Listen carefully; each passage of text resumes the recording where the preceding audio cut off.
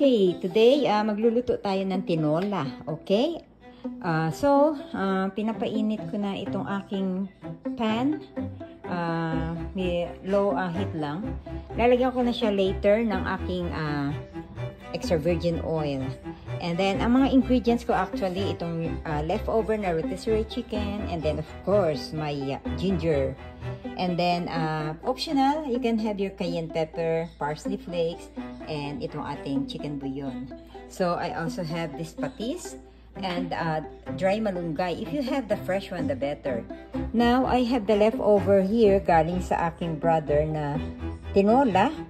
So, isasama ko na rin siya, pero later ko na siya idadagdag. But for now, I will make a fresh one. Okay? I'll keep you posted, guys. So, what I'm going to do, lalagay ko ang aking virgin oil, and then isusutay ko na itong ginger, and then ihahalo ko na itong chicken. Igigisa ko na siya. No? Tapos, lalagyan ko na siyang a little of cayenne and a little of parsley flakes. Okay? By the way, maglalagay din ako ng onion, no? Frozen itong aking onion. Kung nasariwa kayo, the better. Kaya lang ito lang ang aking ini-stock sa bahay kasi sometimes hindi man ako nakakaluto, nasisira lang, no? So right now, ayan na yung ating ginger. Isusunod ko na ang ating frozen onion, and then isusunod ko na itong ating chicken. So nilagay ko na rin ang ating rotisserie chicken, yung leftover, no? Ayan. So mga isasangkutsa ko lang siya o isusutay for 5 to 10 minutes, okay? And then, ready na ito. Lagyan ng ating seasoning. Ayan, yung optional, pwedeng cayenne pepper, tapos parsley, tsaka yung chicken bouillon.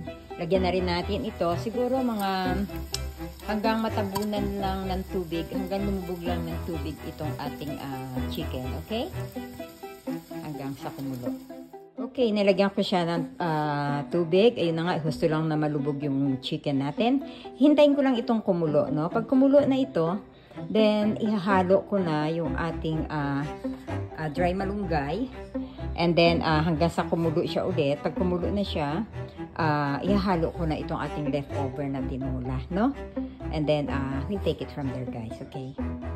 Okay, on the other side, magluluto naman tayo ng pork adobo, no? Okay, so ayan, pinapainit ko na yung ating pan. Medium lang ang kanyang apoy. And then, ito yung ating baboy na ating i-adobo, no? At saka ito yung kanyang magiging ingredients. So, chopped chives, but that is optional. And then, black pepper, buo. Actually, lalagyan din natin siya ng durog. Tapos ito yung ating bay leaf. And then, optional yung patis. Pero ito, kailangan yan. Yung soy sauce.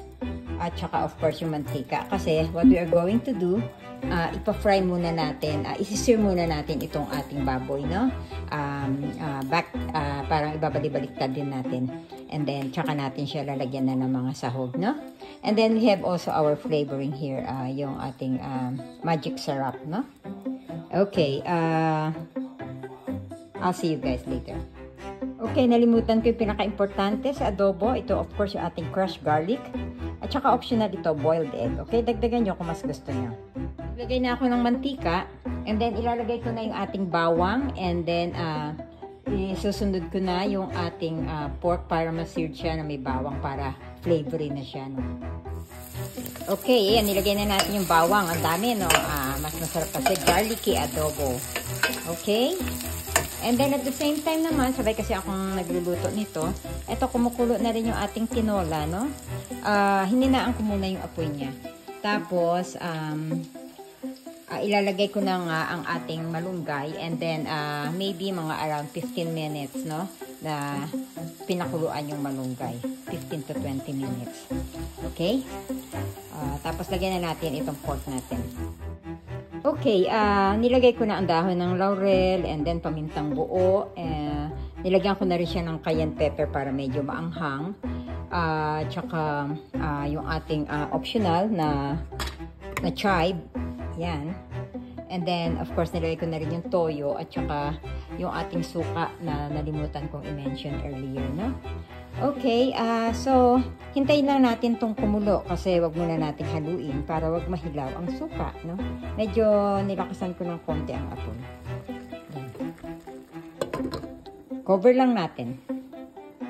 Dito naman sa ating tinola, ayan, hihintay na lang natin mga 7 minutes pa ito na ilagay na natin yung dried malunggay.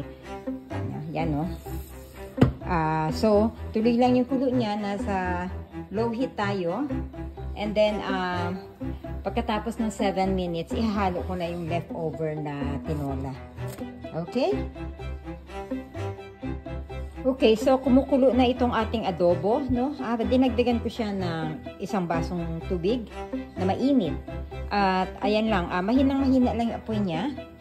Isang oras yan para hanggang sa lumambot yung ating baboy. And then we'll take it from there. Pwede na natin timplahan pagka after an hour. Depende sa timpla niya and everything. And then malapit na rin siyang maluto. On the other side naman, itong ating tinola, we're just waiting less than a minute. And then ihahalo ko na yung ating leftover na tinola. Okay guys? Okay, hahaluan natin ang potatoes, yung ating adobo. Optional lang yan kung gusto nyo. Pero masarap din siya. Okay, ihahalo ko na siya and then mga 15 to 20 minutes lang ito. Kasabay na siya halos na maluto ng ating pork adobo. Okay, luto na yung ating tinola at napakasarap. You will forget your name. So right now, papatayan ko na ito. And then we are just waiting for our pork adobo na maluto, no? Hiniwa-hiwa ko siya ng adobo cut. And then, titikman din natin siya later. Pero mga matagal pa to pinapalambot ko pa. So, mga 40-45 minutes pa. Okay, I'll be back to you guys. Okay, luto ng ating pork adobo. Yummy! Try it guys. Thanks for watching. Bye!